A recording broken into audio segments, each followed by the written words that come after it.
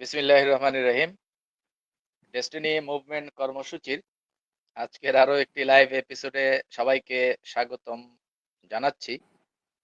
আজকে আমাদের সাথে বরাবরের মতো যোগ দিয়েছেন চাঁপাইনবাবগঞ্জ থেকে আমাদের সিনিয়র পিএইচডি এবং আহ, সুন্দরভাবে যিনি কথা বলেন এবং অত্যন্ত বোল্ডলি ডেস্টিনির পক্ষে যিনি আহ, সামাজিক যোগাযোগ মাধ্যমে ভূমিকা রেখে চলেছেন আমাদের প্রিয় সিনিয়র পিএইচডি চাঁপাইনবাবগঞ্জ থেকে আমাদের যোগ দিয়েছেন জনাব মনিরুল ইসলাম মনির। তো জনাব মনির, আজকের এই প্রোগ্রামে আপনার মূল্যবান সময় দিয়ে উপস্থিত হওয়ার জন্য আপনাকে স্বাগতম জানাচ্ছি। ধন্যবাদ আপনাকে আমন্ত্রণ জানানোর জন্য। জি, ধন্যবাদ। তো আজকে আমরা শুরু করব একটা প্রশ্ন দিয়ে, আপনার মূল্যায়ন ধর্মী একটা বক্তব্য শুনবো। যে সম্প্রতি আমরা রফিকুল আমিনের একটা তামাশার পিএইচডি মিটিং দেখলাম, ডি2কে পিএইচডি ক্লাব নামে, যেখানে আমজনগণের লোক দিয়ে রুট লেভেল লাইক সাইকেলধারী লেভেলধারী দিয়ে ভরপুর ছিল। এবং এই ইস্যুটাতে আপনি একটা পোস্টও করেছিলেন স্ক্রিনশট দিয়ে, বিভিন্ন স্ক্রিনশট দিয়ে। তো এই তামাশার পিএইচডি মিটিং সম্পর্কে ডেস্টিনির একজন পিএইচডি হিসেবে আপনার বক্তব্য আশা করছি, জনাব মনিরুল ইসলাম মনির। ধন্যবাদ আপনাকে। বরাবরের মতনই আমি যে কোনো প্রোগ্রামে অ্যাটেন্ড থাকি, কিন্তু এই প্রোগ্রামে অ্যাটেন্ড ছিলাম না, কিন্তু আমার কালেক্ট করেছি যার মাধ্যমে বা বিশেষ ব্যক্তিদের মাধ্যমে। তবে যেটা দেখেছি আপনিও হয়তো দেখবেন, আমাদের রফিকুল আমিন আসলে মূল বিষয়টা হলো প্রতারণা। ওনার প্রতারণা দিয়ে শুরু, প্রতারণা দিয়ে এখন পর্যন্ত প্রতারণা দিয়েই চলতেছে, প্রতারক ভাবে চলতেছে। তো মূল বিষয়টা হচ্ছে যে যখনই আমরা পিএইচডি মিটিং দেয় তখনই আমরা ব্যানারে দেখেছি ডি2কে অ্যাসোসিয়েট। দেখবেন আপনি লক্ষ্য করেছেন হয়তো যে আমাদের যেটা রফিকুল আমিনের ছবি দিয়ে একটা ব্যানার তৈরি করেছিল, সেই ব্যানারে ডেস্টিনির লোগো ব্যবহার করেছে, ডি2কে অ্যাসোসিয়েটের লোগো ব্যবহার করেছে। তখন আমরা প্রতিবাদ জানাচ্ছি যে এইটা আহ, আদৌ ডেস্টিনির পিএইচডি প্রোগ্রাম হতে পারে না, কারণ ওনার উদ্দেশ্য খুব খারাপ। আমরা অবজারভেশনে ছিলাম, তারা কিছুদিন কয়েকদিন আগে ডায়মন্ড মিটিং ছিল। ও ডায়মন্ড মিটিং এ ধরেন আলোচনা করেছে, কয়েকজন ডায়মন্ড ছিল। ডায়মন্ড ওনার যে পক্ষের আহ, ব্যক্তিত্ব কয়েকজন, ছয় থেকে সাতজন, পাঁচজন কথা বলেছে। এই বিষয়টা নিয়েও আমরা দেখেছি যে এটা কতটুকু ফলপ্রসূ ডেস্টিনির জন্য। উনি কিন্তু ডেস্টিনির জন্য ডায়মন্ড মিটিং ডাকেনি, ডায়মন্ড মিটিং ডাকছে একটা উদ্দেশ্য প্রণীত ভাবে, যেন উনি এই ডেস্টিনি 2000 লিমিটেড আলিশ সেন্টারে পরিবেশ যাওয়ার একটা রাস্তা তৈরি হয়। এই জন্য তারা ডায়মন্ড মিটিং করেছে। ডায়মন্ড মিটিং এ মূলত উদ্দেশ্য নাই যে ডেস্টিনি চালু করবে। যদি ডেস্টিনি চালু করতো তাহলে কিন্তু জানুয়ারি মাসের 15 তারিখেই উনি কিন্তু ডেস্টিনি অফিসে বা 16 তারিখ বা 17 তারিখ আসতো। আর ওনার যে পিএইচডি মিটিং কথা কথা বলছেন, উনি কিন্তু পিএইচডি মিটিং এর নামে প্রমোশন করতেছে। হাতে গোনা 6 থেকে 7 জন পিএইচডি ছিল, 4 জন ডায়মন্ড ছিল।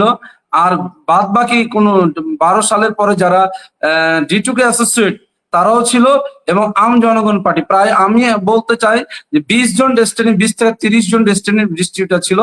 550 জনের মধ্যে 30 জন যদি ডেস্টিনির ডিস্ট্রিবিউটার থাকে, তারপরেও ধরেন সাইকেল হোল্ডার আছে, এক্সিকিউটিভ না, কিন্তু এই যে পিএইচডি নামে, পিএইচডি মিটিং এর নামে প্রহসন, তাহলে ওনাকে কত পিএইচডিটা ঘৃণা করে ওনাকে বোঝা উচিত।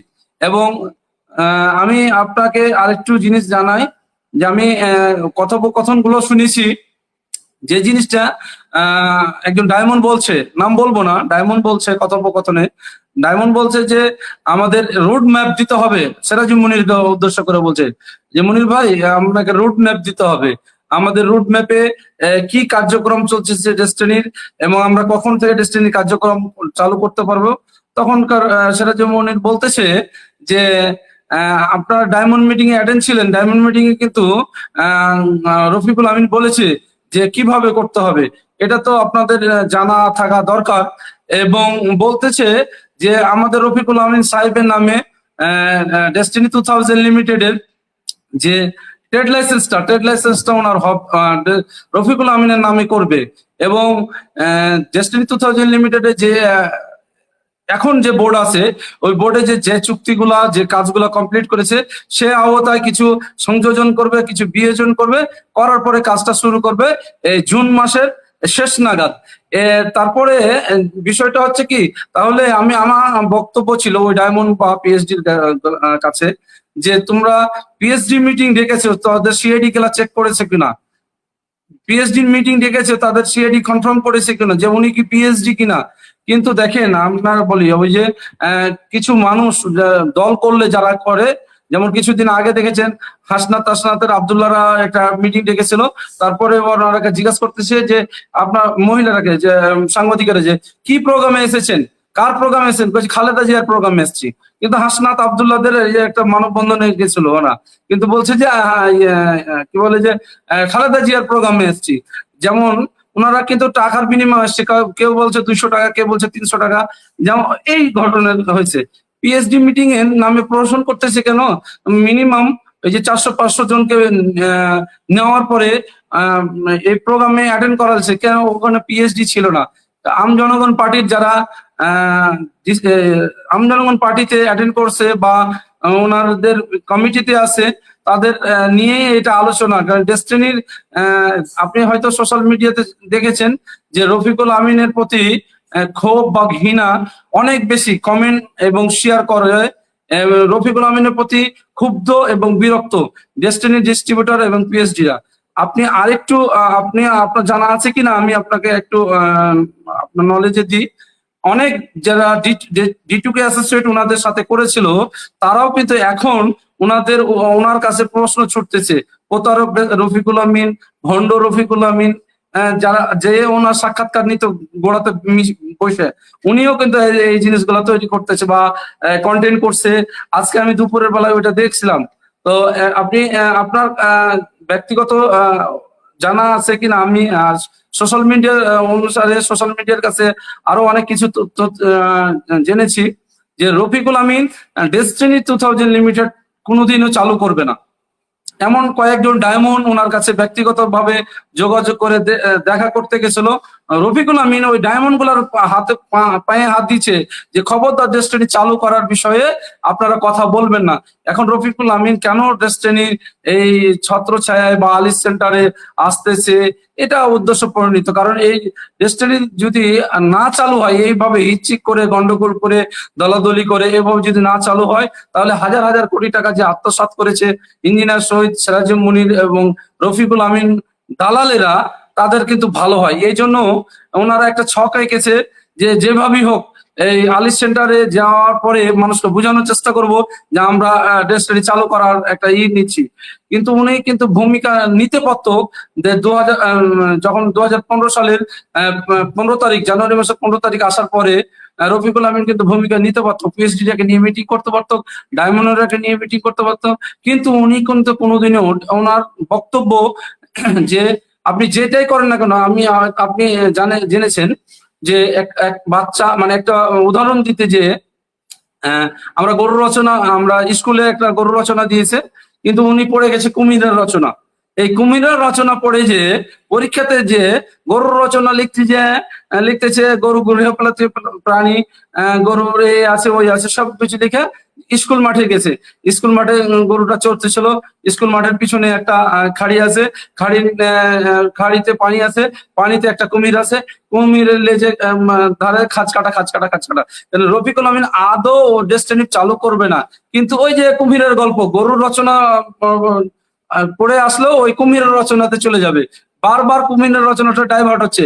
কারণ 1971 সালে যে তথ্য প্রযুক্তির যে যুগ ছিল, 2012 সালে তথ্য প্রযুক্তির যুগ চেঞ্জ হয়েছে, 2010 সালে চেঞ্জ হয়েছে, 2000 সালে চেঞ্জ হয়েছে, এখন অবধি 2024 সাল 24 সালে তথ্য প্রযুক্তির আরো অনেক আপগ্রেড হয়েছে, 25 সালে আরো উন্নতি হয়েছে। কারণ ডেস্টিনি 2000 লিমিটেড যে মার্কেটিং প্ল্যান বোর্ড এর মানে 173/22 যে বোর্ড আছে, সে বোর্ডের রেজুলেশন করে যে মানে মার্কেটিং প্ল্যান তৈরি করেছে, এই মার্কেটিং প্ল্যানে ওনার আস্থা নাই।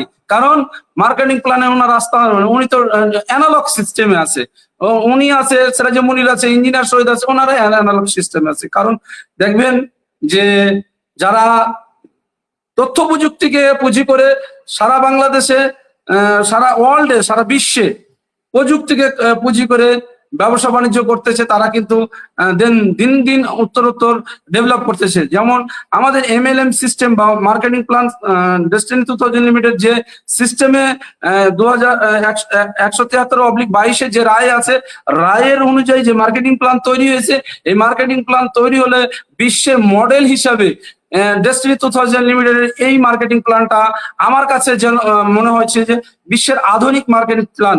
কেমন দেখেন, মার্কেটিং প্ল্যানে যে তথ্য প্রযুক্তি, তাহলে ওনার মার্কেটিং প্ল্যানটা মানতে অসুবিধা কি? ওনার নিজের মার্কেটিং প্ল্যানের অ্যানালগ সিস্টেমে যাচ্ছে। কালকে যেমন সেদিনকে কথা বলতো PhD মিটিং এ, ওনারা বলতেছে যে ডকুমেন্টস থাকবে না মার্কেটিং প্ল্যানে, যদি যে মার্কেটিং প্ল্যান তৈরি করে সেখানে ডকুমেন্টস থাকবে না, গ্রাহকেরা ক্ষতিগ্রস্ত হবে, গ্রাহকের কাছে মানি রিসিভ থাকবে না। এখন কি সিস্টেম আছে না, সিস্টেমে ডেলিভারি নিলে মেসেজ থাকে, তারপরে এখানে টোকেন থাকে, স্লিপ থাকে, সই করে নিতে পারবে, দিতে পারবে। তাহলে এই যে রফিকুল আমিন এবং সিরাজ মনির ইঞ্জিনিয়ার সহ যারা বলছে যে কথাগুলা, যে অ্যানালগ সিস্টেমে ডিজিটাল সিস্টেমে আসলে আমাদের ডেস্টিনি 2000 লিমিটেড ক্ষতিগ্রস্ত, এই মার্কেটিং প্ল্যান কি কোরআন নাকি হাদিস যে বা বাইবেল যে চেঞ্জ করা যাবে না? দেখেন না কেন আমাদের যে মার্কেটিং প্ল্যান বোর্ড অনুমতি দিয়েছে, অনুমোদন দিয়েছে, সেই মার্কেটিং প্ল্যানে 1 বছর বিজনেস করে দেখেন না কেন? আপনারাও করে দেখেন, তাহলে কি মানে ডিস্ট্রিবিউটারের স্যাটিসফ্যাকশন হবে না গ্রাহকরা হবে? তারা ওয়ার্ল্ডে যে কোনো সিস্টেমে, আমি আপনাকে একটু টানতে চাচ্ছি কোনো উদাহরণ, যেমন আমাজন, আলিবাবা, তারপর অনেক অনেক বিশ্বের মানের অনেক অনেক কোম্পানি আছে, যে কোম্পানিগুলো সিস্টেম ফলো করে আজকে ব্যবসা করে বিশ্ব বাজারে নন্দিত নাম সুনাম অর্জন করেছে। এখন আমাদের ডেস্টিনি 2000 লিমিটেডের এই যে রফিকুল আমিনের গং, মানে অসৎ ব্যক্তিগুলা ডেস্টিনির লোগো ব্যবহার করতেছে, ডিটুকের লোগো ব্যবহার করতেছে, তারপরে আপনার ডিটুকের লোগো ব্যবহার করছে, ডেস্টিনি লোগো ব্যবহার করছে, তার আম জনগণ পার্টির লোগো ব্যবহার করছে। তাহলে কি ওনারা কি কি করবে বলেন তো?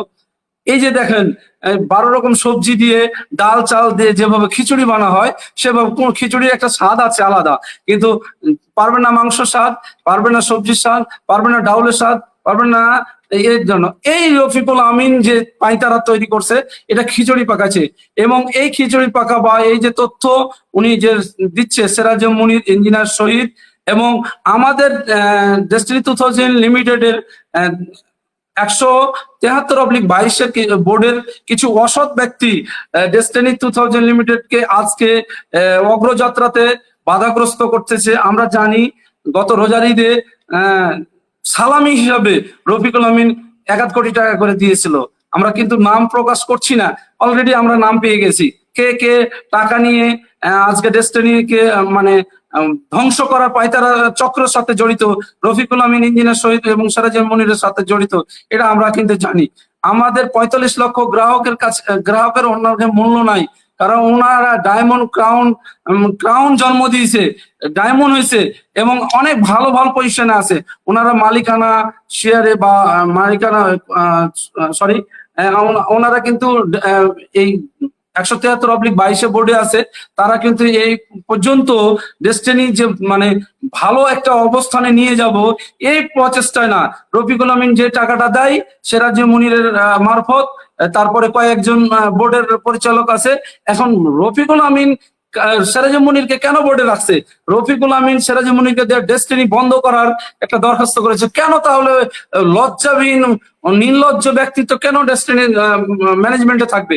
ওই ম্যানেজমেন্টে থাকার কারণে ওই যে দেখেন, আপনি উদাহরণ দিতে হলে যে দুধে 1 বালতি দুধে যদি একটু খিচ পড়ে যায়, এটা কিন্তু দুধ থাকে না, দুধের গুণমান থাকে না। এরকম আমাদের বোর্ডে অসৎ ব্যক্তি কয়েকজন আছে। এই অসৎ ব্যক্তির কারণে চেয়ারম্যান সাহেবের যে মানে দায়িত্ব নিচ্ছে বা মানে যে কাজগুলো করতেছে সেখানে বাধাগ্রস্ত করতেছে। বারবার উঠে যে যে মিটিং এ ওনারা তথ্য মানে মিটিং এ যে চেয়ারম্যানকে বাধাগ্রস্ত করতেছে, এটা করা যাবে না, ওটা করা যাবে না। কারণ আপনি জানেন কিনা জানি না, আমার কাছে কিছু তথ্য আছে যে রফিকুল আমিন যেরকম এই যে মানুষকে মানে প্রতারণামূলক কথা বলছে যে ডেস্টিনিকে আমার দায়িত্ব দেখে মানে আমি এই দিব ওই দিব, কিন্তু ডেস্টিনি কি আদৌ উনি কি ডেস্টিনিকে আমার সামনে বলেছে যে ডেস্টিনি করে না, ডিটুকে অ্যাসোসিয়েট করো। ওনারা ডিটুকে মানে এই যে একটা পাঁয়তারা, ওনার যে কাজগুলা করতেছে এটা একটা পাঁয়তারা। ডেস্টিনিকে বিলম্ব করা এবং ডেস্টিনির ডিস্ট্রিবিউটারের মধ্যে যেন ডেস্টিনির স্বপ্ন না থাকে এই ধূলিসাৎ করার জন্য এই রফিকুল আমিন, ইঞ্জিনিয়ার শহীদ, সেরাজ মুনির এবং আমাদের ম্যানেজমেন্টের কয়েকজন ব্যক্তি আছে, অসৎ ব্যক্তি আছে। এরা এই কারণে ডেস্টিনি আজকে অগ্রযাত্রাতে বা বিলম্ব হচ্ছে। এবং পিএইচডি মিটিং আপনি যে কথা বলবেন, পিএইচডি মিটিং হোক, ডায়মন্ড মিটিং হোক, এটা হচ্ছে প্রহসনের। উনি কিন্তু দেখাচ্ছে, মানুষকে দেখাচ্ছে। কারণ ওনাকে যদি না দেখায় তাহলে যে আম জনগণ পার্টি করেছে হাজার হাজার কোটি টাকা লুটপাট করবে, বা আম জনগণ পার্টি, যারা আম জনগণ পার্টিতে এসেছে ওনাকে তো বলা হয়েছে যে তোমার ভোটার আইডি কার্ডটা দাও, ডেস্টিনি টাকা করবে। ওই কার্ডটা নিয়ে আম জনগণ পার্টিতে ওনার নাম, ঠিকানা, মোবাইল নাম্বার ব্যবহার করেছে, দিয়ে আম জনগণ পার্টিতে ওনার নামে লিস্ট পাঠাইছে। তাহলে এই একটা প্রতারণা না? উনি একটা কথা, সত্য কথা বলে না, মিথ্যা ছাড়া কোনো সত্য কথা বলতে পারে না। কারণ দিন দিন ওর অগ্রযাত্রা বা অনেক কিছু থেকে মানে সংকুচিত হচ্ছে। আপনি একবার দেখবেন যে ডেস্টিনি 2000 লিমিটেড অনেক বড় পরিসরে ওনাকে যে সম্মান দিত, যে স্নেহ করতো, ভালোবাসতো এবং ওনাকে যেভাবে করতো, আমাদের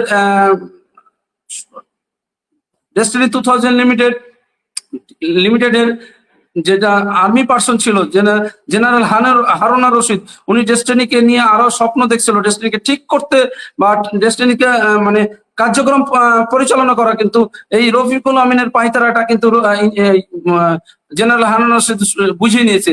কিন্তু রফিকুল আমিনের সাথে আর হারুন আসবে না।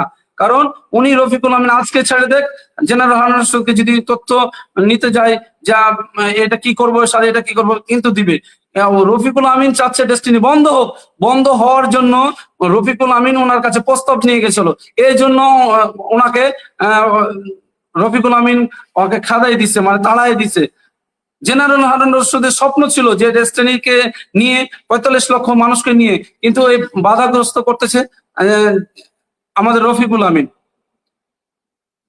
বুরান ভাই,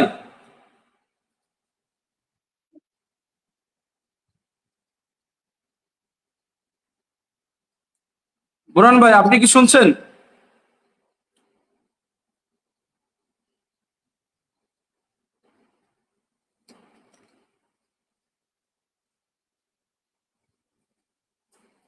আমাদের ডেস্টিনি 2000 লিমিটেড বা পিএইচডি মিটিং বা যে ডায়মন্ড মিটিং গুলো হচ্ছে প্রহসনের মিটিং। আপনার কাছে কি তথ্য আছে বুরান ভাই, যে আম জনগণ পার্টির যে অগ্রযাত্রা, যে মানুষকে ভাড়া করে নিয়ে এসে পিএইচডি মিটিং এ আসছে, এটার আপনার কি তথ্য আছে?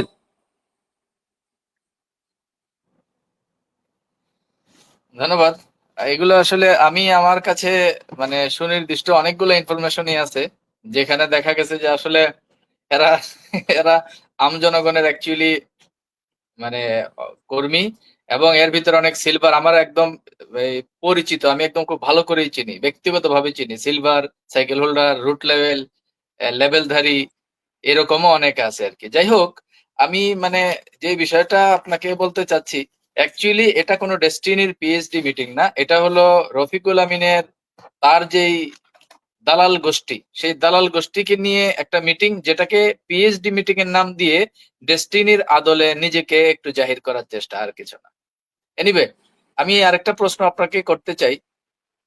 সম্প্রতি গত কয়েকদিনের ভিতরে আমরা দেখছি যে রফিকুল আমিনের যেই দালাল গোষ্ঠী, তারা একটা বিষয়ে খুব মার্কেটিং করছে যে 25শে জুন থেকে নাকি ডেস্টিনি গ্রুপের অফিসে আসতে রফিকুল আমিনের আর কোনো বাধা নাই, এই ধরনের একটা কথা কিন্তু বলছে।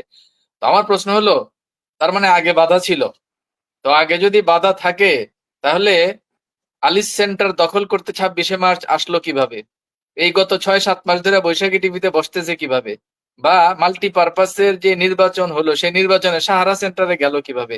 এই ব্যাপারে আসলে আপনার মানে মতামত কি, জনাব মুনির? আমার রফিকুল আমিনের বিষয়ে অনেক ভালো মানের একটা মাপের ব্যক্তি ছিল। ওনার যে ফেস ভ্যালু ছিল বা ওনার যে কাজের কর্ম পরিকল্পনা ছিল, এটা ফেক ছিল। এখন হাসি উজ্জ্বল, মানে দেখেন আপনি অনেকজন রাজনীতি ব্যক্তি অনেক ভালো ফন্ডে থাকে, তারপরে দেখেন হাসির পাত্র হয়ে যায়। যেমন আমি আপনাকে একটা কিছুদিনের মধ্যে যে নাসির পাটোয়ারির ব্যাপারটা দেখবেন, যে 300 আসন কিন্তু উইন পেয়ে যাবে, জামাত ইসলাম 200 আসন পেয়ে যাবে। তারপর এই রাজনীতির বিষয়টা যাক, ওনার যে হাস্যোজ্জ্বল, তবে রফিকুল আমিনের বিষয়গুলো এরকম হাস্যোজ্জ্বল, কারণ উনি আসলে ভালো মাইন্ডের মানুষ না। তো যেমন দেখবেন 26শে মার্চ কিন্তু ডেস্টিনি 2000 লিমিটেডে অফিস বন্ধ করতে বা তালা মারতে এসেছিল কে? রফিকুল আমিন, সাথে রফিকুল আমিন দালাল গোষ্ঠী। এখন কেন তুমি রফিকুল আমিন পোস্ট দিবে যে 25 তারিখে যাবে, 26 তারিখে আলিস সেন্টারে যাবে, 28 তারিখে যাবে? কেন ভাই? উনি বৈশাখীতে আসুক, ডেস্টিনি পথ ছেড়ে দাও, ওরা কাজ করতে যাক, ডেস্টিনি চালু হচ্ছে কিনা দেখো। তোমার মতন যে মানুষ যদি বাধা না দেয়, রফিকুল আমিন ব্যক্তিত্ব যদি বাধা না দেয়, দালাল গোষ্ঠী যদি না বাধা দেয়, 1 সপ্তাহ লাগবে ডেস্টিনি 2000 লিমিটেড চালু হতে।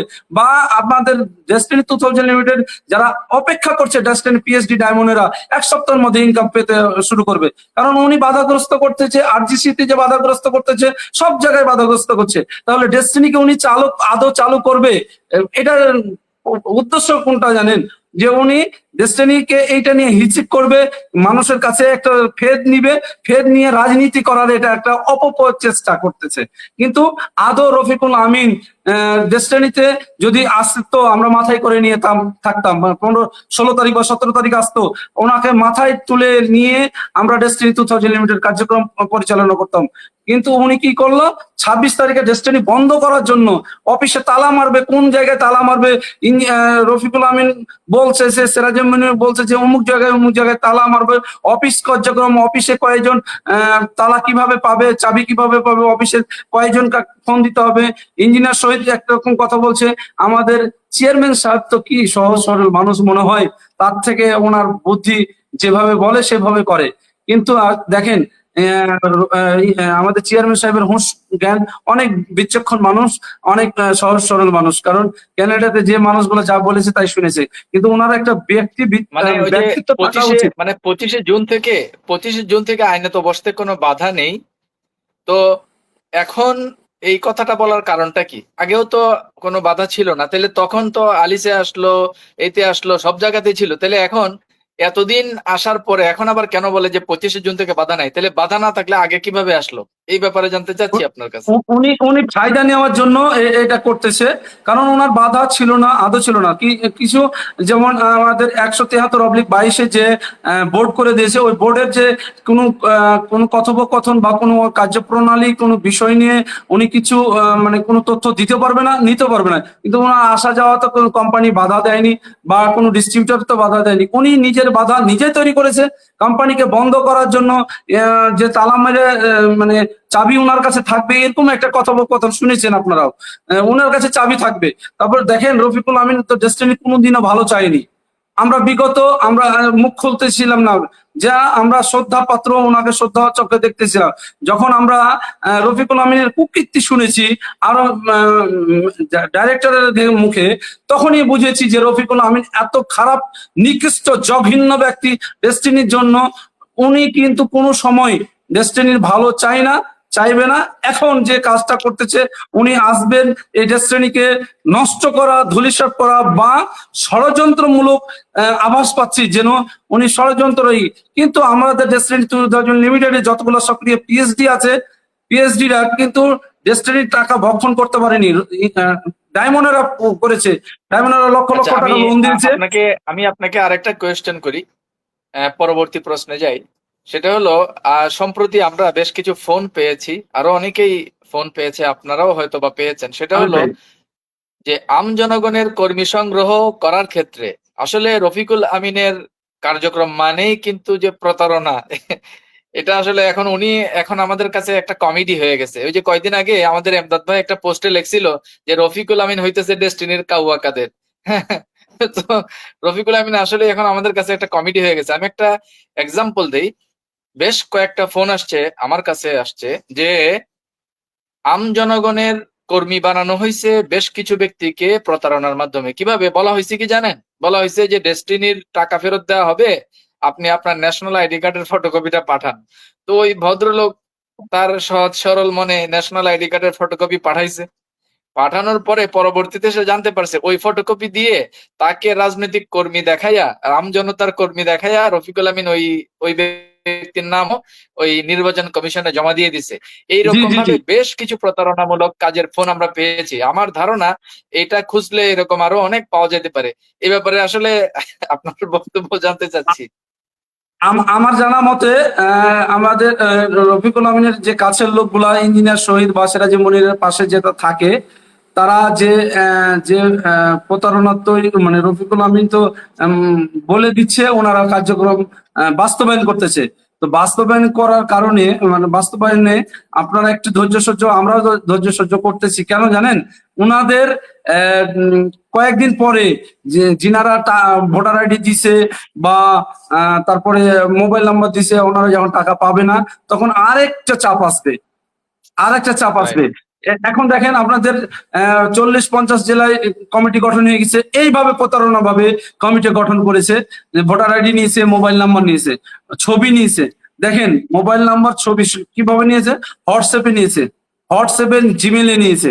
এই জিনিসগুলো আমরা জানা আছে অনেক জায়গাতে। আমাদের কিছু কাঙ্ক্ষিত এক্সিকিউটিভ, যেমন আমাদের রাজশাহীর কিছু কিছু ব্যক্তি পাবনাতে ছিল, তাদের কাছ থেকে কিছু নিয়েছে। মানে ওনারা মানে সরাসরি আসে এই কমিটি গুলা গঠন করেনি, ওই হোয়াটসঅ্যাপে ইমেলে নিয়ে এই কমিটি গুলার মানে আর যে সিগনেচার গুলা করেছে আপনার নির্বাচন কমিশনে দেওয়ার জন্য, ওই সিগনেচার গুলা ভোটার আইডি দেখে ফেক ভাবে বানানো হয়েছে। আপনি মনে হয় এই জিনিসগুলা আপনার কাছে তথ্য আছে মনে হয়। রাইট। আরেকটা ইন্টারেস্টিং খবর আমরা গত কয়েকদিন ধরে দেখতে পাচ্ছি, বিশেষ করে গত 2-3 দিন ধরে। সেটা হলো এই যে দালাল গোষ্ঠী যারা বলতো এক সময় যে ডেস্টিনি মানেই রফিকুল আমিন, সেই জি জি তারা জি জি দেখলাম ইদানিং আমাদের জেনারেল হারুন এবং আমাদের ফাউন্ডার চেয়ারম্যান আলহাজ মাহমুদ হোসেন, আমাদের এই দুই শীর্ষ কর্মকর্তার মার্কেটিং করতেছে ইদানিং। তো ডেস্টিনি মানে রফিকুল আমিন করা ব্যক্তিগুলা হঠাৎ কেন এখন জেনারেল হারুন প্রেমী এবং আলহাজ মাহমুদ হোসেন প্রেমী হয়ে উঠলো? এ ব্যাপারে আপনার মতামত কি? কয়েকটা কারণ থাকতে পারে। কারণ আমি রফিকুল আমিনের যে পোস্ট গুলা দিচ্ছে ব্যক্তিগত বা একটা ছবি দিয়ে পোস্ট গুলা দিচ্ছে, ওখানে কিন্তু নেগেটিভ লাই ওনাকে ধুয়ে দিচ্ছে, খারাপ মন্তব্য করছে, তাকে ফ্রড, চিট, বাটপার সবকিছু বলতেছে। তারপরে ওনার একটা ব্যক্তিগত ছবি, একটা ছবি দিয়ে করতেছে। যখন হারুন আর এবং আলাজ হোসেনের করতেছে, তখন কিন্তু মানুষের একটা সিম্পেথি আছে যে ব্যক্তিটা হারুন ডেস্টিনির জন্য আজকে এত অপমান অপদস্থ হলো, কিন্তু এই মানুষটাকে তো কিছু লেখা যাবে না। দেখেন ওইটা একটা এটা একটা ছক হতে পারে। এবং আরেকটা ছক হতে পারে যেন ওনাদের একটা সিম্পেথি আছে, তাহলে রফিকুল আমিনকে কিছু বলবে না, এটা একটা ছক হতে পারে। তারপরেও বলবো আপনাকে যে এটা প্রতারণা ছাড়া ওনার কিছু না। কারণ ওনাকে মনে করতেছি যে মানুষকে বোঝাতে চেষ্টা করতেছি যে আমরা তিনজন এক হয়েছি, এক হয়ে কাজ করতেছি বা ডেস্টিনিকে অগ্রযাত্রাতে ভূমিকা রাখতেছি বা না করতেছি, না না, মানে ডেস্টিনিকে সচল করবো। ধরে নিলাম যে ওনারা তিনজন আগেও এক ছিল, এখনো আছে, পূর্বেও ছিল, ধরে নিলাম একই ছিল। তো ওনারা তিনজন যদি এক হয়েই থাকেন সব সময়, তাইলে এতদিন ওনাদের কথা না বলে শুধু রফিকুল আমিনের কথা বলা হইতো কেন? আর এখন কেন তাদের নাম নেওয়া হচ্ছে? আরেকটা কারণ হতে পারে যে 45 লক্ষ গ্রাহক রফিকুল আমিন কাজ চায় না। মূল বিষয়টা হচ্ছে রফিকুল আমিনের প্রতি সব মানে সব মিলে 45 লক্ষ গ্রাহকের মানে ইচ্ছার বিরুদ্ধে চলে গেছে উনি। যেমন আম জনগণ পার্টি তৈরি করেছে, টিটু গ্যাস তৈরি করেছে, এই জন্য মানে আস্থার জায়গা থেকে উনি চেষ্টা করতেছে যে এইগুলা করে তারপরে মানুষ হয়তো 6 মাস 2 মাস খাবে। কিন্তু এই মানুষ তো ওনাকে বুঝে নিয়েছে যে রফিকুল আমিনের প্রতি ডেস্টিনির কোনো ভালো কার্যক্রম আশা করবে না। এবং 45 লক্ষ গ্রাহক রফিকুল আমিনকে চায় না। ওনারা যতই মুখে বলুক, এখন ডেস্টিনি ধরেন যে বোর্ড আছে, ওই বোর্ডে যদি কার্যক্রম চালাতে শুরু করে দেয়, রফিকুল আমিন কোনো আসলো না গেল কিছু দেখবে না, সিস্টেম ফলো করবে। কারণ ডেস্টিনি 2000 লিমিটেড যে মার্কেটিং প্ল্যান তৈরি হয়েছে, যে সিস্টেমে মানে পরিচালিত হবে, সিস্টেম ডেভেলপ করে দেবে। আমি চাইবো যে চেয়ারম্যানকে, আমাদের যে চেয়ারম্যান আছে উনি যেন দ্রুত এই কার্যক্রমটা মানে আনুষ্ঠানিকভাবে শুরু করে, তাহলে দেখবেন রফিকুল আমিন কোথায় পৌঁছে গেছে, তার ওই আম জনগণ পার্টিও থাকবে না, উনিও থাকবে না, উনার অস্তিত্বও থাকবে না। এই ৪৫ লক্ষ গ্রাহকের কোনো আস্থার প্রতিদান দিতে পারেনি রফিকুল আমিন। জি, ধন্যবাদ। আরেকটা ইন্টারেস্টিং খবর আপনাকে দেই।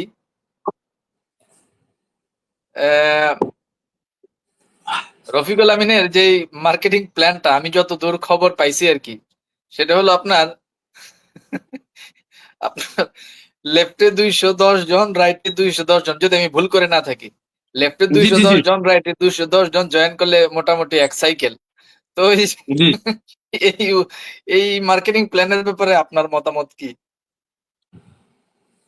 উনি অ্যাকচুয়ালি এটা মার্কেটিং প্ল্যান যেটা বিগত সময় আমরা ১২ সালের পূর্বে করে এসেছি, ওই মার্কেটিং প্ল্যানটা তারপরও কঠিন ছিল। আর যে মার্কেটিং প্ল্যানটা বোর্ড অনুমতি দিয়েছে ১৭৩/২২-এর, এটা আসমান আর জমিন ফারাক। ওনার কথা হলো, রফিকুল আমিনের বক্তব্য হলো যে একটা মার্কেটিং প্ল্যান তৈরি করে জাস্ট যারা বোর্ডে আছে তাদের সাথে হিচিক করা, মানে প্রতিদ্বন্দ্বিতা করা। কারণ ওনার পক্ষের লোকজনকে নিয়ে একটা মানে যারা বেতন দিয়ে কর্মচারীর মতন আছে আমজনগণ পার্টির, এবং দেখবেন যে সিরাজে মুনির ইঞ্জিনিয়ার শহীদ আর যারা দালালেরা টাকা ডি2কে অ্যাসোসিয়েটেড টাকা ওই নিয়ে যায়, ওরাই মার্কেটিং প্ল্যানটা ওনাদের জন্য প্রযোজ্য। আমাদের যে মার্কেটিং প্ল্যানটা আমাদের ৪৫ লক্ষ গ্রাহকের জন্য প্রযোজ্য, সেটা হলো বোর্ড অনুমতি দিয়েছে ১৭৩/২২-এর যে বোর্ডে আছে, সে বোর্ডে যে অনুমতি দিয়েছে, এই মার্কেটিং প্ল্যানটা পৃথিবীতে ওয়ার্ল্ড ওয়াইড ব্যাপী আমরা ব্যবসা করতে পারবো। আমি একজন পিএইচডি হিসাবে মনে করতেছি যে এই মার্কেটিং প্ল্যানটা যদি সিস্টেম কাজ করে, তাহলে আর বাংলাদেশের ভবিষ্যৎ পরিকল্পনা নিয়ে এবং ডেস্টিনির পরিকল্পনা নিয়ে আর কোনো দ্বিধাদ্বন্দ্ব থাকার বা সংশয় থাকার কোনো মানে কি বলবো আস্থাহীনতায় ভুগতে হবে না। দিন দিন মানে এই মার্কেটিং প্ল্যানটা নিয়ে যে সিস্টেমটা করেছে ইন্টারন্যাশনাল ভাবে ১৭৩/২২-এর আইন এবং মার্কেটিং প্ল্যানটা প্রোডাক্ট এবং ম্যানেজমেন্ট সব এই মার্কেটিং প্ল্যানে এসেছে। যে মার্কেটিং প্ল্যানটা যেটা দেখবেন যে আইনিকে শ্রদ্ধা রেখে এই মার্কেটিং প্ল্যানটা তৈরি করেছে, এবং রফিকুল আমিন এইটা মার্কেটিং প্ল্যান তৈরি করে মানুষকে বিভ্রান্তি ছাড়া অন্য কিছু না। আর উনি ওই আদি যুগে পড়ে আছে, মানে ওই গরু রচনা পড়ে কুমিরের রচনা পড়ে গেছে, দেওয়ার পরে গরু রচনা পড়েছে, ওই ঘুরে খাড়িতে নেমে কুমিরের নেঞ্জ আছে খাঁচ কাটা খাঁচ কাটা খাঁচ কাটা। এই চিন্তা ভাবনা রফিকুল আমিন ওই ১৯৭১ সালে যে মানে পুরাতন যে সিস্টেমটা উনি চেষ্টা করতেছে ওই সিস্টেমে যাব। কিন্তু এখন যুগ উপযোগী সিস্টেম ইন্টারন্যাশনালি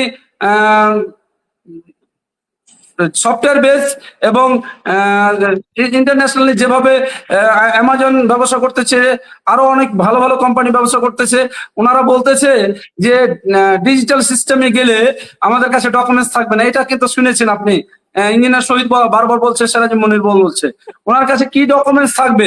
আমরা মানে কত বড় কোম্পানিকে দেখেন, প্রোডাক্ট, কত বড় মূর্খ এগুলা, কত বড় মূর্খ জি জি দেখেন। জি বলে ডিজিটাল সিস্টেমে গেলে নাকি ডকুমেন্টস থাকবে না।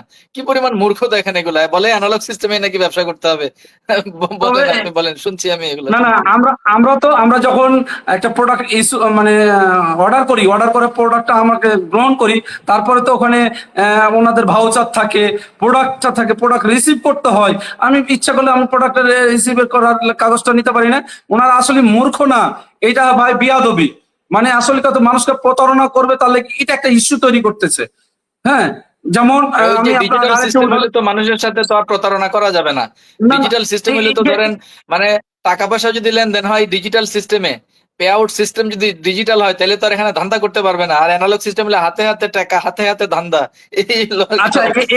এখানে আরেকটা কথা হচ্ছে কি জানেন, যে ২০০১ সাল থেকে যদি ডিজিটাল সিস্টেম থাকতো, রফিকুল আমিন যে ক্রাইম গুলো করেছে এক ক্লিকে চলে আসতো।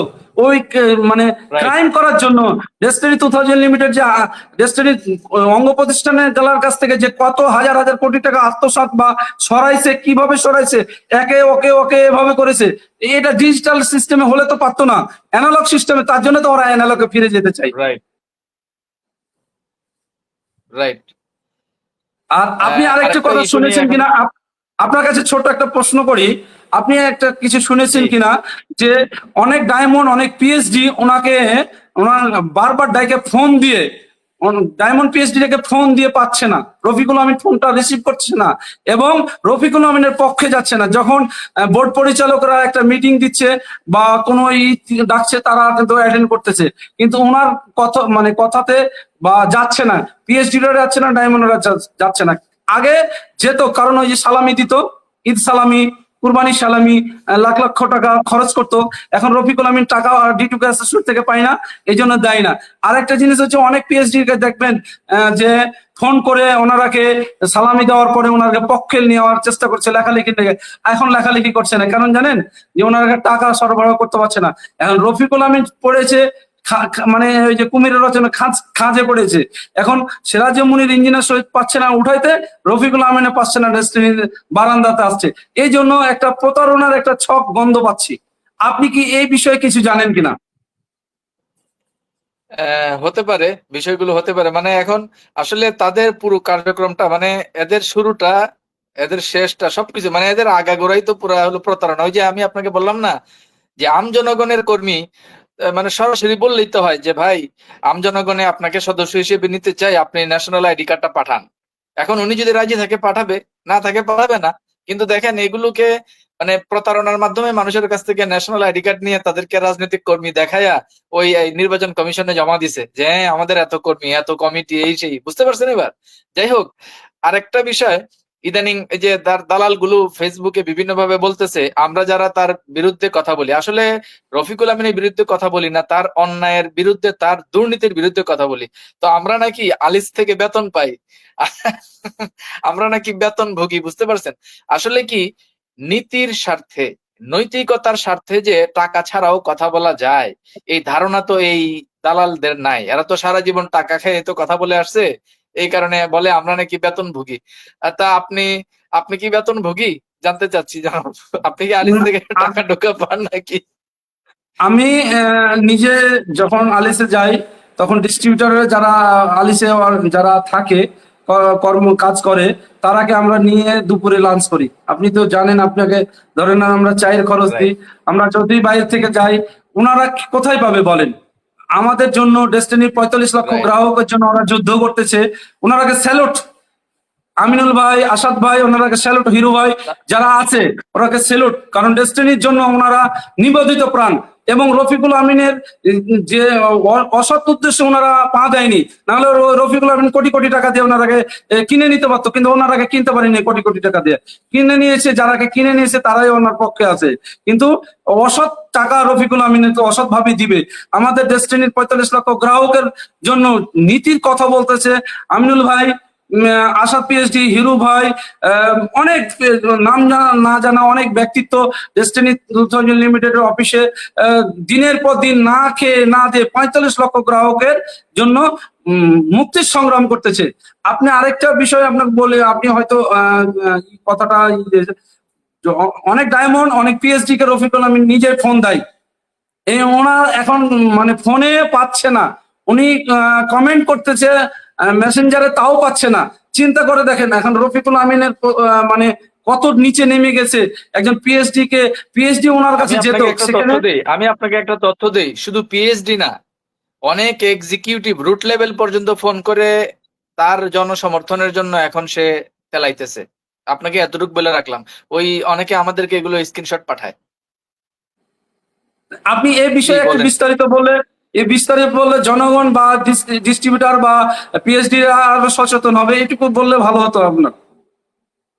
আসলে এটা নতুন করে বলার কিছু নাই। এই তথ্য প্রযুক্তির যুগে আমাদের মানে পিএইচডি বলেন, এক্সিকিউটিভ বলেন, ডিস্ট্রিবিউটর বলেন, রুট লেভেল বলেন, আমরা সবাই স্মার্ট। ওই তার বেকুব দালাল গুলা ছাড়া সবাই স্মার্ট। এবং আপনি জেনে অবাক হবেন, গতকালকে ডেস্টিনি সেন্ট্রাল পিএইচডি ফোরামের কাছে আবার প্রস্তাব পাঠানো হয়েছিল, সে বসতে চায়। জানেন কি, এই ব্যাপারে আপনার অনুভূতি জানতে চাই মনির ভাই। আ- কিন্তু আমি আমি ওই আমি ওই সরাসরি আপনি বলি, বললেন না যে জনে জনে ফোন দিয়া সে এখন নিজের পক্ষে আনার চেষ্টা করতেছে, কত নিচে নামছে বললেন না? ওই কালকে পিএইচডি ফোরামের সাথে আবার বসতে চেয়েছিল, প্রস্তাব পাঠাইছিল। আপনি তবে যে কিন্তু ঢাকায় কথা বললেন, জানতে পারবেন। না, আমি জানছি, কিন্তু আমি একটা বিষয়টা আপনার নখদর্পণে দিচ্ছি। যে রফিকুল আমিন কত খারাপ লোক, যখন ডায়মন্ড গুলো ওনার কাছে কোম্পানিকে ম্যানেজমেন্টে সবাইকে নিয়ে বসে একটা মিলচল করে কোম্পানি চালু করার জন্য, যেমন এই কোরবানি কিছুদিন ঈদের আগে যেমন আমাদের হিরু ভাইয়েরা সবাই গেল বৈশাখীতে 2-3 বার গেল, কিন্তু তখন তাল বাহানা শুরু করে দিল। না, এগুলা এখন জাস্ট কি নতুন কালক্ষেপণ। একটা এগুলা কি করছে জানেন? এগুলো জাস্ট ডাইকা ডাইকা কালক্ষেপণ করছে, বুঝতে পারছেন? এখন নতুন ছক আছে, কিন্তু আমার মতন মনির যদি আপনার মতন ব্যক্তিটা যদি যায়, বুক লাথি মেরে ফেলে দেবে আলিস সেন্টার থেকে। ওই ইঞ্জিনিয়ার শহীদ সিরাজ মনিরকে যে দালাল গোষ্ঠীকে সব লাথি মেরে ফেলে দেবে আলিস থেকে। কারণ 45 লক্ষ মানুষের জন্য মায়া কান্না কাটে না। ওনাদের হাজার হাজার কোটি টাকা আত্মসাৎ করেছে টিটু ক্যাসেট থেকে, মাল্টিপারপাস থেকে হাজার হাজার কোটি টাকা লোন নিয়েছে ডায়মন্ডেরা। তারা রফিকুল আমিনের পক্ষে থাকবে। যারা সৎ ব্যক্তি তারা রফিকুল আমিনের ব্যক্তি থাকবে না। ডেস্টিনি 45 লক্ষ গ্রাহকের জন্য পক্ষে থাকবে। আপনি এই জিনিসটা দেখেন, 45 লক্ষ গ্রাহকের জন্য পার্সেন্টেজ বেশি নাকি ওনার পক্ষে ডিটু গ্যাস এসোসিয়েটের পক্ষে মানুষ বা আম জনগণ পার্টির পক্ষে মানুষ বেশি? আপনার এক অভিমত চাচ্ছি আমি।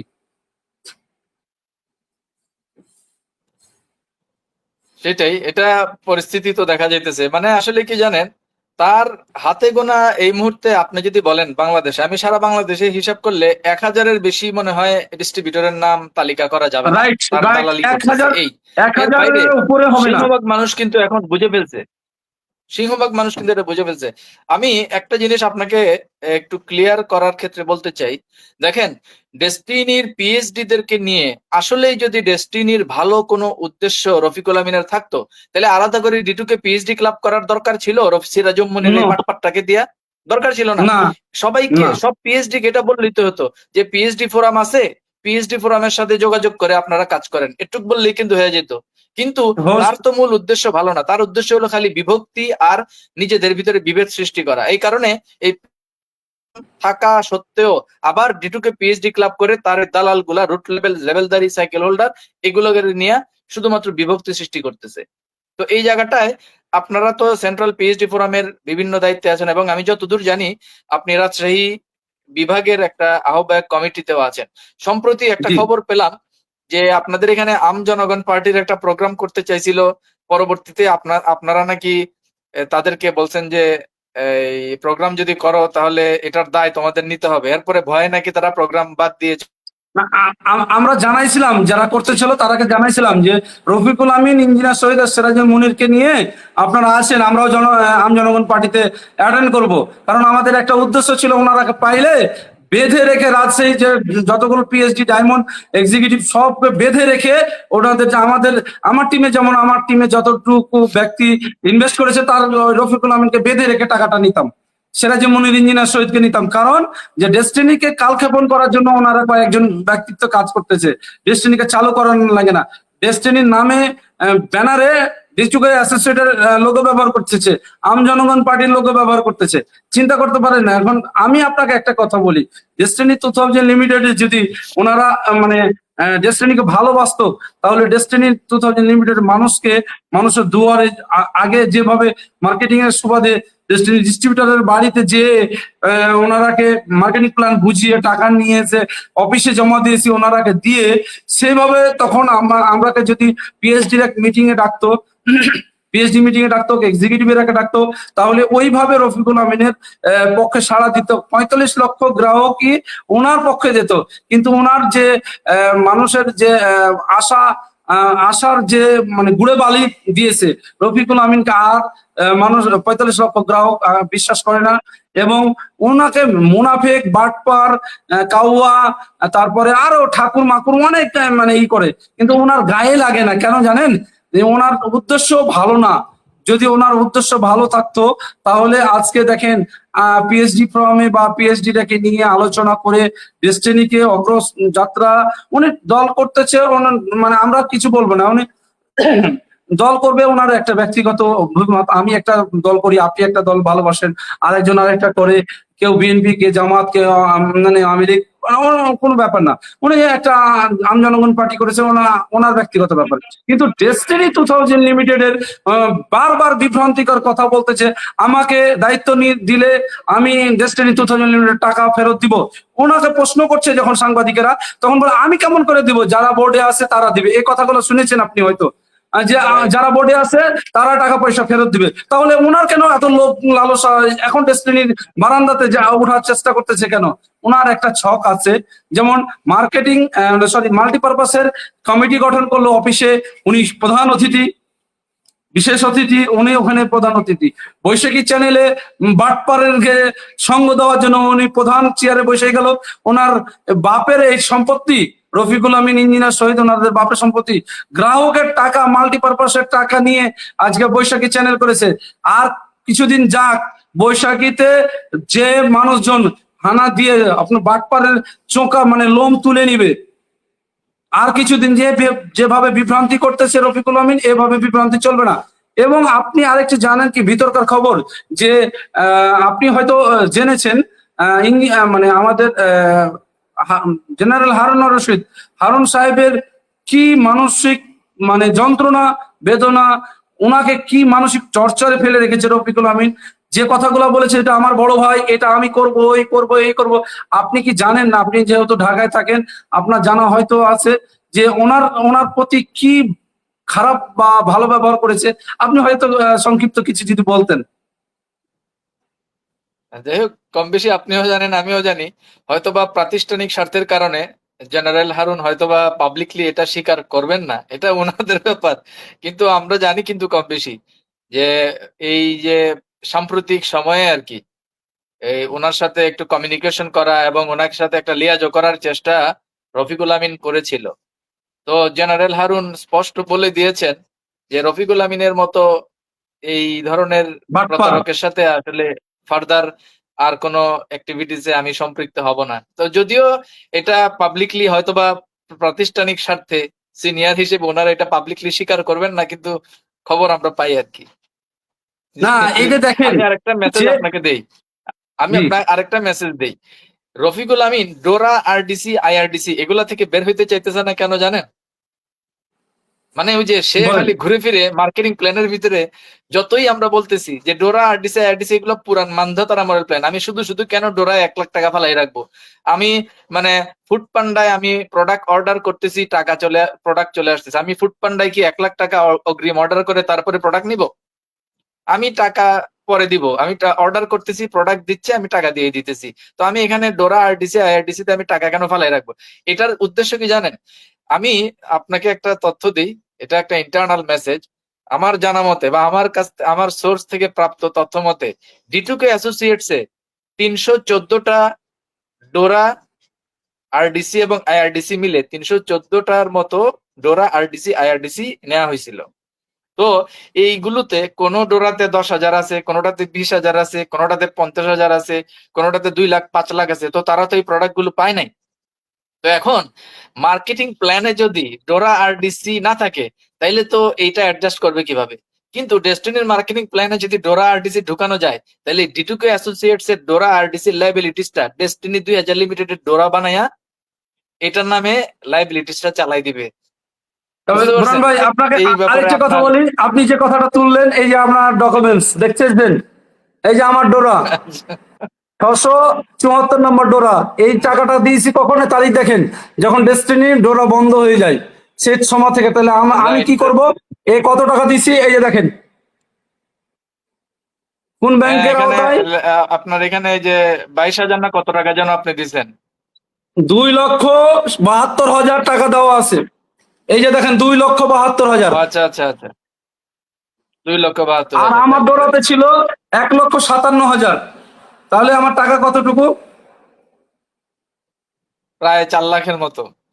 এই প্রতারক রফিকুল আমিনের কারণে আজকে আমি কি করলাম, আমি প্রোডাক্টটা নিতাম, অফিসে টাকা জমা দিতাম, ডোরাতে কেন টাকা দিব, প্রোডাক্ট নিব, প্রোডাক্ট অর্ডার করব, প্রোডাক্ট নিব, তারপরে টাকা দিব, প্রোডাক্ট নিব, তারপর টাকা দেবো। তাহলে কি গ্রাহক ক্ষতিগ্রস্ত হবে না? তারপরে দেখেন, আর ওনার এই যে ডোরা, আরডিসি, আইআরডিসির মধ্যে আরো কি ঝামেলা। ধরেন প্রথমত আপনাকে একটা দোকান ভাড়া নিতে হবে, তাইলে দোকানের ক্ষেত্রে মাসে একটা ভাড়া যাবে, তারপরে আপনার স্টকের ক্ষেত্রে একটা খরচ যাবে, প্রোডাক্ট যে স্টক করে রাখবেন। মানে আমাদের যদি একটা রিকোয়েস্টে ওটিপি চলে যায় আর ওই কোম্পানি থেকে আমাদের কাছে প্রোডাক্ট পৌঁছায় দেয়, এই আধুনিক প্রযুক্তি যদি হয়, তাহলে আমি ডোরা আরডিসি নিয়ে ভক্কর চক্কর নিয়ে আমার কি কেন করবো? কোনো প্রয়োজন আছে? কেন কিন্তু ওই করবো? যে কেন ডোরা আরডিসি সে ওই যে ছাড়তে পারে না, বুঝতে প্রতারণা পারছেন করতে তো? পারবে, প্রতারণা করতে পারবে। যেমন দেখেন ওনার কয়েকটা ব্যাংকে অ্যাকাউন্টের, যেমন দুবাই, কাতার, মালয়েশিয়া, যে অ্যাকাউন্ট গুলা, বাইরের অ্যাকাউন্ট গুলার, ওইখান থেকে একটা টাকা টানেনি, ডেস্টিনি 2000 লিমিটেড আমি জমা দেয়নি। এই মনির জিনিসটাও ভাই, তো আমি তথ্য আপনাকে একটা আছে মজার আমাদের তথ্য কাছে। দিই। বলেন। আমি আপনাকে একটা মজার তথ্য দিই। ওই যে মিটিং এ গতকালকে একটা মিটিং গেল না পিএইচডি ফোরামের পক্ষে, হ্যাঁ, আলিশ ওইখানে পিএইচডি। মালয়েশিয়া অফিসের যে নেট ইনচার্জ উনি উপস্থিত ছিলেন। ওনার কাছ থেকে একটা খবর শুনলাম যে টার্কির এক ভদ্রলোক, মানে তুর্কির নাগরিক আর কি, তুরস্কের নাগরিক, হায়ার নাকি যেন নাম, তারে রফিকুল আমিন এমন মোটিভেশন দিছে, দিয়া মালয়েশিয়াতে একটা ফ্লোরই কিনাইছে, একটা ভবনের ফ্লোর কিনাইছে। এই ফ্লোরটাই ডেস্টিনি 2000 লিমিটেড এর নামে ফ্লোর দেখাইছে। তাহলে দেখেন, ফ্লোরটা কিন্তু ডেস্টিনি 2000 লিমিটেড এর নামে দেখাইছে, কিন্তু টাকাটা দিছে কে? টাকাটা দিছে হলো ওই টার্কিশ ওই ভদ্রলোক। ভদ্রলোক। আমি তো ধারণা করতেছি মালয়েশিয়ার এই ফ্লোর কেনা বাবদ এখান থেকে রফিকুল আমিন টাকা দেখাইছে, এখান থেকে টাকা নিয়ে ওই মালয়েশিয়ার যে ফ্লোর কিনা হয়েছে, এই ফ্লোর কিনা বাবদ হয়তো বা ডেস্টিনি থেকে উনি টাকা নিছে, কিন্তু ওই ফ্লোর কেনার টাকা সম্পূর্ণ কে দিছে? ওই টার্কিশ ওই ভদ্রলোক। ভদ্রলোক। এবং রফিকুল আমিনের নাকি মালয়েশিয়াতে একটা ফ্ল্যাটও ছিল, এখন আছে কিনা কে জানে। এই সব মানে ওই লোকটারে এমন মোটিভেশন দিছে, ওই লোক তার জীবনের সব টাকা পয়সা খরচ করে মালয়েশিয়াতে ডেস্টিনির জন্য ফ্লোর নিছে, রফিকুল আমিনের জন্য ফ্ল্যাট ভাড়া টাড়া যা যা আছে সব করে সে দিত। সে নাকি ডেস্টিনি বন্ধ হওয়ার পরে হাউ মাউ করে ওই আমাদের মালয়েশিয়া নেটের পিন যে ছিল তার কাছে কাঁদছে। উনি গতকাল মিটিং এ এই কথাগুলো বলছে। দেখেন তাহলে, উনি শুধু বাংলাদেশের মানুষেরই মানে ক্ষতি করেন নাই, উনি দেখেন রফিকুল আমিন কেমন চিজ, উনি বাংলাদেশের মানুষকে টুপি পরায় নাই, উনি তুরস্কের মানুষকে, মানে বিদেশের মানুষকে টুপি পরাই দিছে, বুঝলেন এবার? আচ্ছা, আমি আপনাকে আরেকটি কথা বলি। প্রতারণার যা ছক আসছে কখন থেকে দেখেন, যখন আমাদের বিগত ম্যানেজমেন্টের 2012 সালের পূর্বে ম্যানেজমেন্টের সাথে সুসম্পর্ক ছিল, কিন্তু ভিতর ভিতর উনি একনায়কতন্ত্র তৈরি করার জন্য যে হ্যাঁ, হ্যাঁ। ফ্যাসিস্ট সরকারের তারেক আহমেদ সিদ্দিকী, ওই যে উপদেষ্টা ছিল আর্মিদের, উনি যে রয়ের ওই তাকে প্রধান দিয়ে ছিল ভয় দেখাইতো, বাংলাদেশের। তাকে দিয়ে ভয় হ্যাঁ, দেখাইতো, বাকি ডিরেক্টরদের ভয় দেখাইতো যে আমার সাথে সকল তারেক সিদ্দিকীর ম্যানেজমেন্টকে ভয় পরিচয় দেখাতো। আছে। শুনেন শুনেন, বিষয়টা বলি। আমি এই যে আমি আপনার এক লাইভ করেছিলাম, ওই লাইভে কিন্তু এই তারেক সিদ্দিকী বা ওই ভিতরকার খবরটা তুলে ধরেছিলাম। অনেক ব্যক্তি বলেছে যে তারেক সিদ্দিকের বিষয় নিয়ে আর একটু ডেস্টিনি নিয়ে আপনারা আর একটু রিসার্চ করে বলেন। অনেকজন কমেন্ট করছে, আমাকে ব্যক্তিগত মেসেজ দিয়েছে। আপনি জানেন রফিকুল আমিন কিন্তু দেখেন তারেক সিদ্দিকী দিকে দিয়ে একটা মুনাফিকি কাজ করেছে ডেস্টিনির সাথে, ডেস্টিনি 2000 লিমিটেডের সাথে। ডেস্টিনিকে বন্ধ করার জন্য উনি মানে মূল মন্ত্রকারী উনি, এই তারিক সিদ্দিকে দিয়ে। আরেকটা কথা হলো যে, যেমন মৎস্য ভবনের ওখানে যে আমাদের দরবেশ বাবা যে একটা বিল্ডিং তৈরি করেছিল না মৎস্য ভবনের ওখানে, রাইট। আমাদের ওই ওই জমিটা 76 শতক না কত টাকা ছিল। তো ওই মাটিতে ওই ওই ব্যক্তির যে সবার অংশ কিনে নিয়েছিল, একজনের অংশ কিনে নি। ওই রফিকুল আমিন মুনাফেক ডেস্টিনি 2000 লিমিটেডের কিনা জমি, মানে ওই এই বিভ্রান্তিকর জিনিসগুলা। মাইসাকে ফোন দিয়ে আসতে পারবো। বিভ্রান্তি করে যে এই জিনিসগুলা মানে করছে, এটা রফিকুল আমিন নিজ ইচ্ছায় করেছে। রফিকুল আমিন নিজের লাভের জন্য করেছে। যেমন ওই যেমন দেখেন আপনাকে বলে, দরবেশ বাবা কিন্তু ওই জায়গাটাতেও অনেক মানে ফায়দা লুটেছে। যেমন তারেক সিদ্দিকী ফায়দা লুটেছে, শেখ হাসিনাকে দিয়ে ফায়দা লুটাচ্ছে। যেমন এই ডেস্টিনি 2000 ইউনিটকে বন্ধ করার অপপ্রয়াস যে নিজে তৈরি করেছে, আমাদের মনির ভাই, কারণে না, ডেস্টিনির ফল্টের কারণে, রফিকুল আমিনের কারণে। আমি একটু পূর্বের কথাটা আসতে চাই, মানে আপনাকে একটা থিম আবার একটু শেয়ার করতে চাই, যেটা বলছিলাম। মানে 12 সাল শুরুর দিকে এবং 11 সালের শেষের দিকে বেশ কয়েকটা ট্রেনিং এ রফিকুল আমিন কিন্তু বলছিল যে আমরা কিন্তু মালয়েশিয়াতে আমরা অফিস নিছি। তো আমার ধারণা আমরা মালয়েশিয়ায় অফিস নিছি, এই যে কথাটা উনি বলছে, এই মালয়েশিয়ায় অফিস নিছে এই পারপাসে উনি ডেস্টিনি থেকে হয়তোবা টাকা নিছে। কিন্তু কালকে যেটা জানতে পারলাম যে আসলে এই অফিস নেওয়ার ক্ষেত্রে ডেস্টিনির কোনো টাকাই দেওয়া লাগে না, ওই যে হায়ার নাকি এক টার্কিশ ভদ্রলোকের মোটিভেশন দিয়ে তারে দিয়ে এই ফ্লোরটা উনি কিনেছিল। তো আমার ধারণা আর কি এখান থেকে হয়তো বা কিছু টাকা উনি সরাইছে। নাম্বারটা নিয়ে যাও। জি জি, এটা শুনেন, ওনার কত দেখেন, আমি একটা, আপনি হয়তো একটা দেখবেন, আমার একটা জিনিস দেখবেন, ওই মোবাইলটা দেখো, এখানে নম্বর, সারের নম্বর, ওই আমি আপনাকে দেখবেন যে আমি একটা কথা বলেছিলাম, ওই যে একটা ছোট্ট কয়েক সেকেন্ডের, যে আর কত টাকা লাগবে রফিকুল আমিনের, এই যে টাকা উড়াচ্ছিল, ডলার উড়াচ্ছিল, যে দেখেছেন কিনা? দেখেছেন দেখছি হয়তো। দেখছি এই হাস্য, দেখছি এই দেখছি। রফিকুল আমিনের এই হাস্যর্য, এই যে জিনিসগুলা মানুষ কেন না, সে কমেডি এখন কাউয়া করতেছে, কাদের, সে এই এখন ডেস্টিনির কাউয়া কাদের। ওই এমদাদ ভাই সেদিন কাওয়া একটা কাদের। পোস্ট দিতে ভালো লাগছে আমার। তো আমি ওই পোস্টটা দেওয়ার মানে করেছিলাম, ওখানে কিন্তু দেখেন বাংলাদেশের মানুষ প্রায় 14,000 ভিউ হয়েছে, 14 মানে কে ওখানে আছে।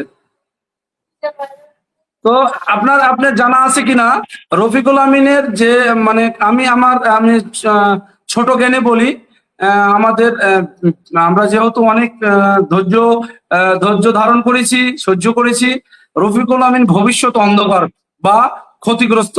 এটা জেনে রাখেন যে আমাদের রফিকুল আমিন সিরাজুল ইঞ্জিনিয়ার সহিত যারা ওনার দালাল গোষ্ঠীর, তাদের ভবিষ্যৎ অন্ধকার, এবং অচিরেই ওনারা যেইখানে সেইখানে অপমান অপদস্থ হবে। কেন জানেন? দেখেন, আম জনগণ পার্টি তৈরি করছে, যেমন ছাত্ররা অনেক উচ্ছ্বাস করে একটা দল গঠন আপনি করেছিল। আপনি কন্টিনিউ করেন, আমি 30 সেকেন্ডের জন্য আসতেছি, একটা ইনফরমেশন নিয়ে আসতেছি, আপনি কন্টিনিউ করেন।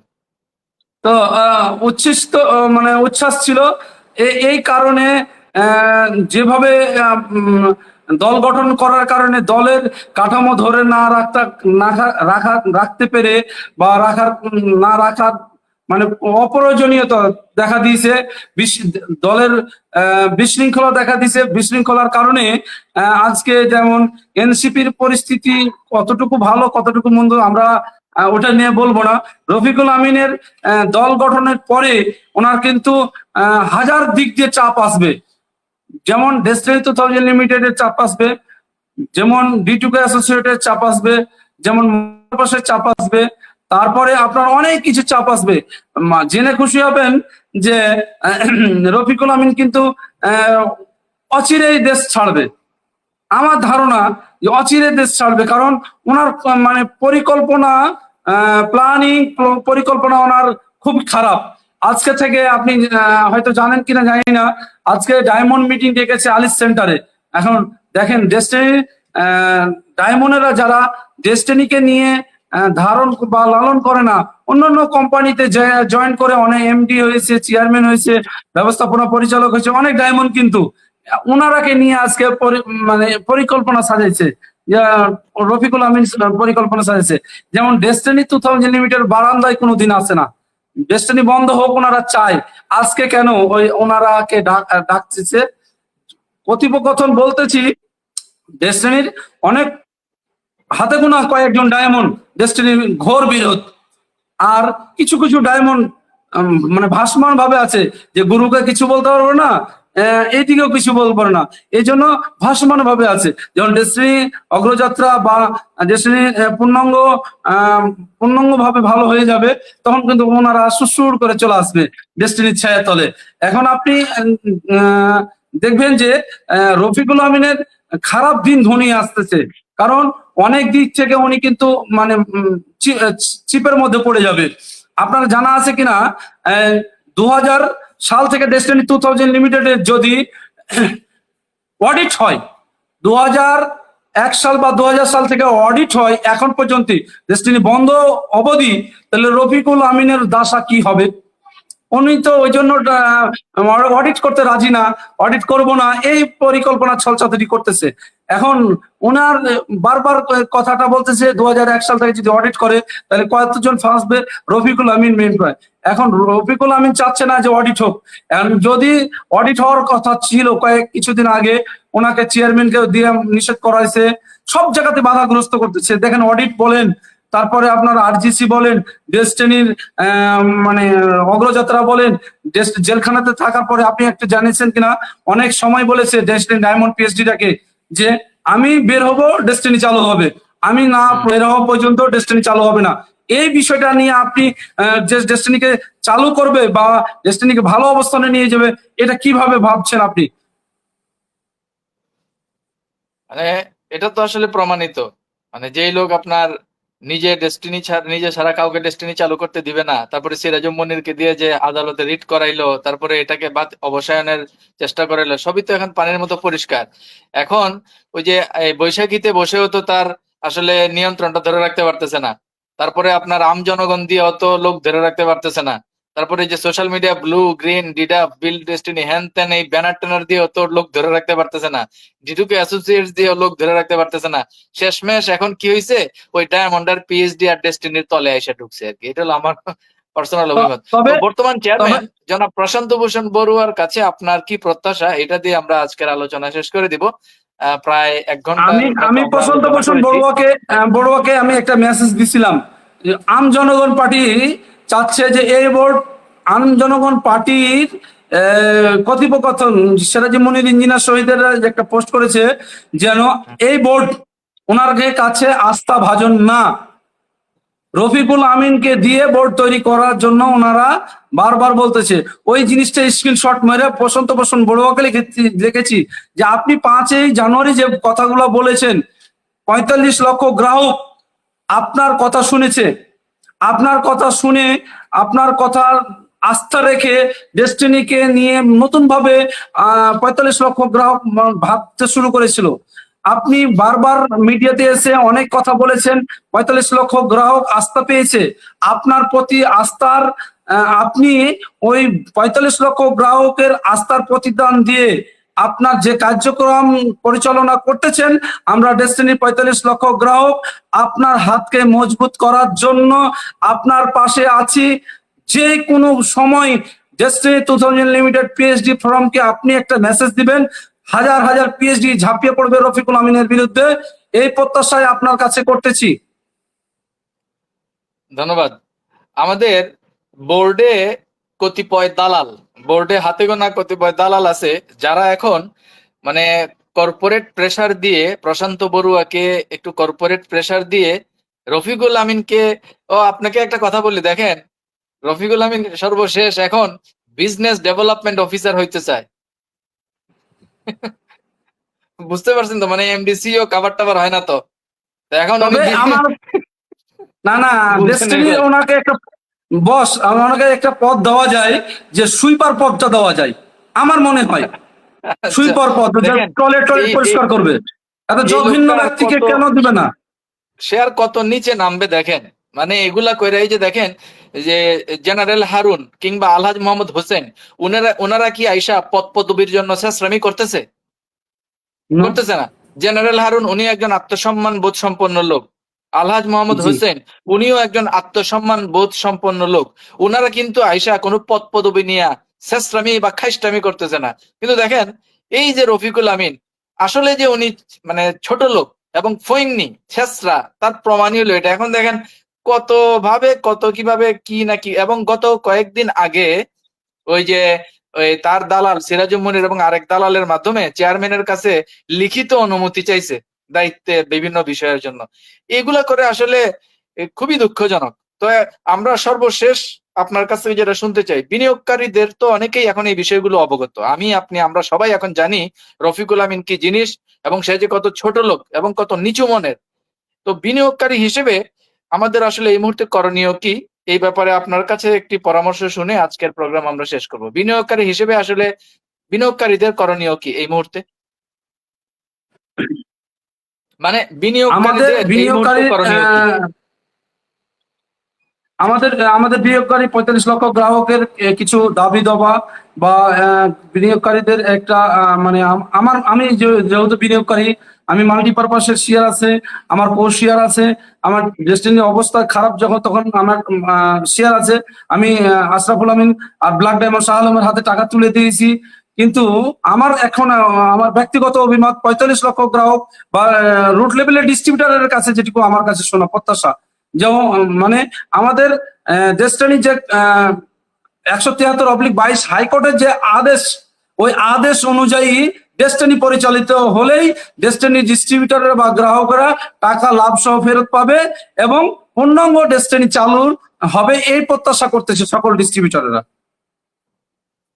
ধন্যবাদ জনাব মনিরুল ইসলাম মনির, চাঁপাইনবাবগঞ্জ থেকে। আপনি আজকে প্রায় দীর্ঘ 1 ঘন্টার বেশি সময় আমাদেরকে দিয়েছেন, এই জন্য আপনাকে ধন্যবাদ।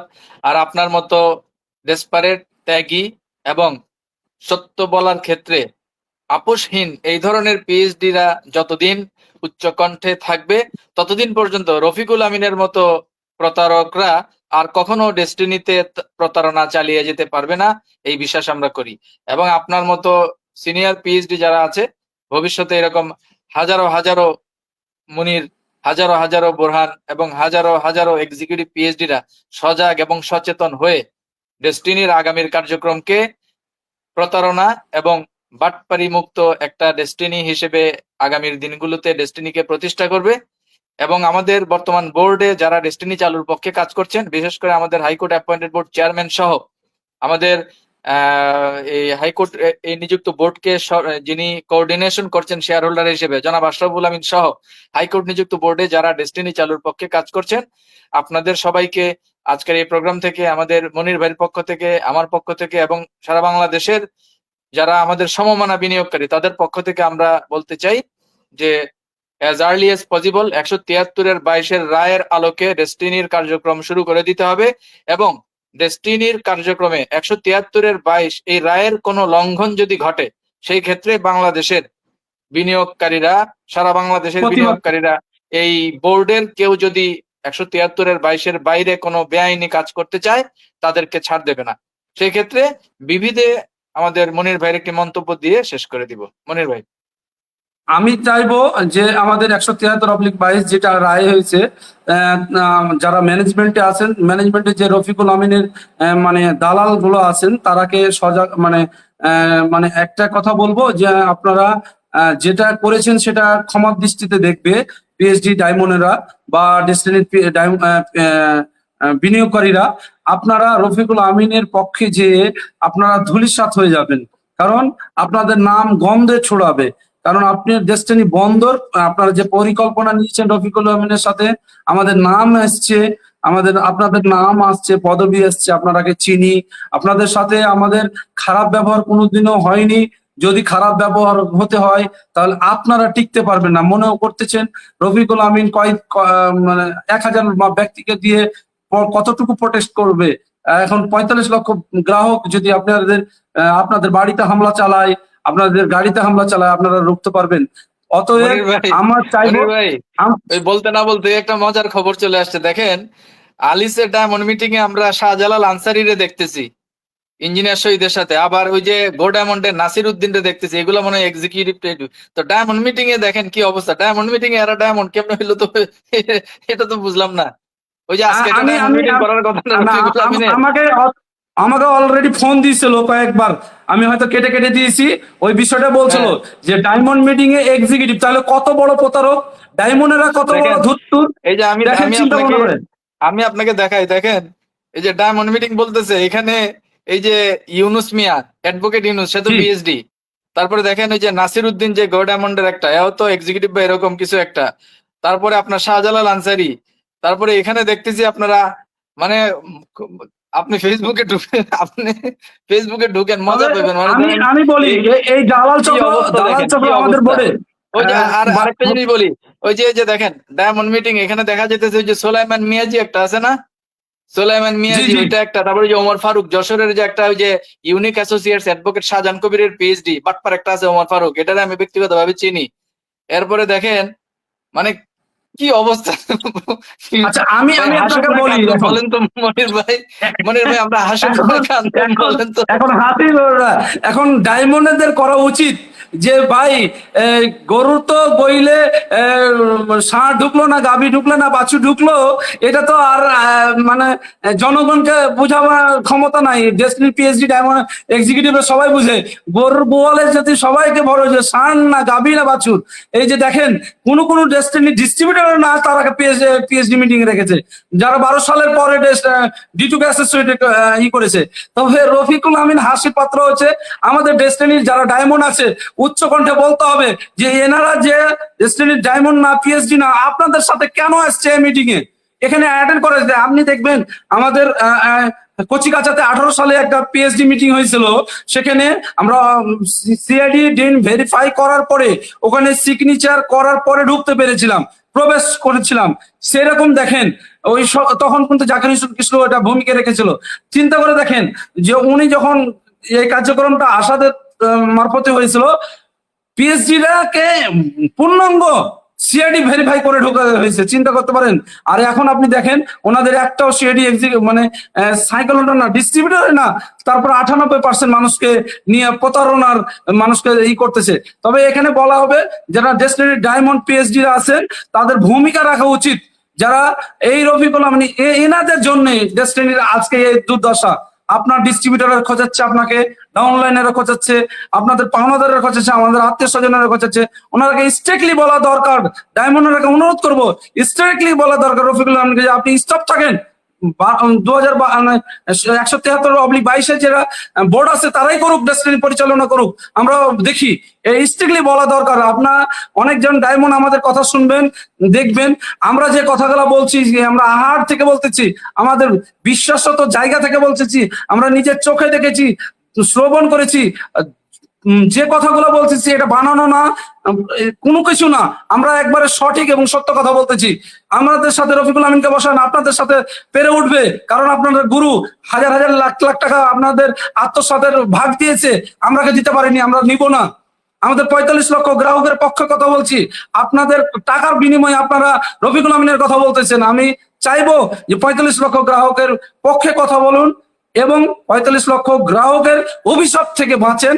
এই বাঁচার প্রত্যয় নিয়ে আপনাদের কাছে আমার অনুরোধ, মানে কি বলবো, করুণ জোরে অনুরোধ যে আপনারা ডেস্টিনির অগ্রযাত্রাকে চালু করে আমাদের 45 লক্ষ গ্রাহককে মুক্তি দেন এবং আমাদের মান সম্মান ইজ্জতের মানে অবহেলা করেন না, আপনাদের মান সম্মান ইজ্জতের অবহেলা করেন না। আপনারা চাইবো যে আজকে ডেস্টিনির অগ্রযাত্রাকে ভূমিকা রাখবেন, এ প্রত্যাশাই। জি ধন্যবাদ মনির ভাই, অনেকক্ষণ সময় দিলেন। এখন ফেসবুকে ঢুকে তামসা দেখেন, মানে ধরেন পিএইচডি মিটিংটাকে হাস্যকর বানাইছে, ডায়মন্ড মিটিংটাকেও হাস্যকর বানাইছে এই রফিকুল আমিন। যাই হোক, তারা তাদের মতো করে কাজ করতেছে। তো ওই যে আমরা পয়সা ফেক তামাশা দেখ, এই পর্যায়ে আমরা থাকি আর কি। আপনাকে অসংখ্য ধন্যবাদ। আমরা নেক্সটে আরো একটি প্রোগ্রামে হয়তো বা আপনাকে আশা করি পাবো। তো আজকের এই মিটিং এ প্রায় 1 ঘন্টা 10 মিনিট দীর্ঘ সময় আপনি দিয়েছেন, এই জন্য আপনাকে অসংখ্য ধন্যবাদ জানিয়ে আজকের প্রোগ্রাম এখানে শেষ করছি। সবাই ভালো থাকবেন। আসসালামু আলাইকুম। আসসালামু আলাইকুম রহমতুল্লাহ।